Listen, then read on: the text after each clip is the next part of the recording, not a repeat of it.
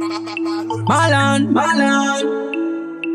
Sky 11, the girl them again. Well, it's Mr. Attention upon this session. Fighting the kekutara, ka vintage.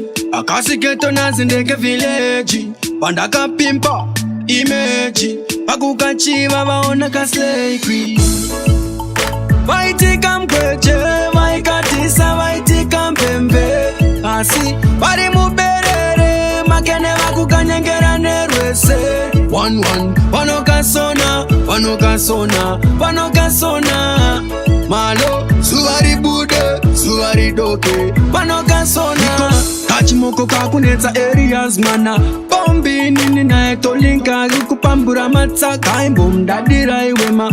Lonti andidi kukubaiza imusema yina gonanzwe. Asinasi vombiga vachimute monande. Aine takarata mgwiva imuti pambi. Nasiva zoziwona ama wambi murambi. Dawanya nei. Vaiti kamugweje, vaikatisa vaiti kampembe. Asi, vari muberere, makene vakukanyengera nerwese. One, vanokasona. Malo, suvari bude, suvari doke. Vanokasona mashoksi, topanda kapimpa kubatopsi. Pompariri pikarangari pokudara pandangoti. Service ku engine passporti. Nakanoka mutsa ndichifamba toti. Moti, kakatanga kupetsa maspoti. Pandakati Georgina inini ndiri Georgi manoti. Acho wakabuda zvekutoti. Vechimero vanga vakukonekta madoti.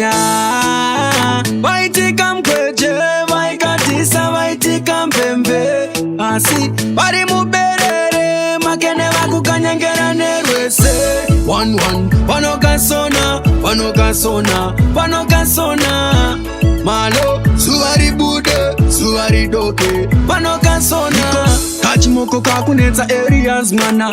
Bombi nini na etolinka kukupambura matsaka imbomdadira iwema. Lonti andidi kukubaiza imusema yina gonanzwe. Asinasi vombiga vachimute monande. Aine takarata mgwiva imuti pambi. Nasiva zoziwona ama wambi murambi. Dawanya nei. Vaitindeke kutara, ka vintage.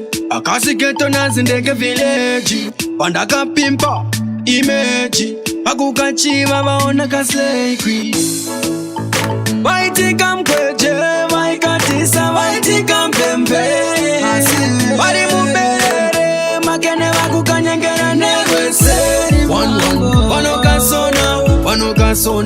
vanokasona. Malo, suvari bude, suvari doke.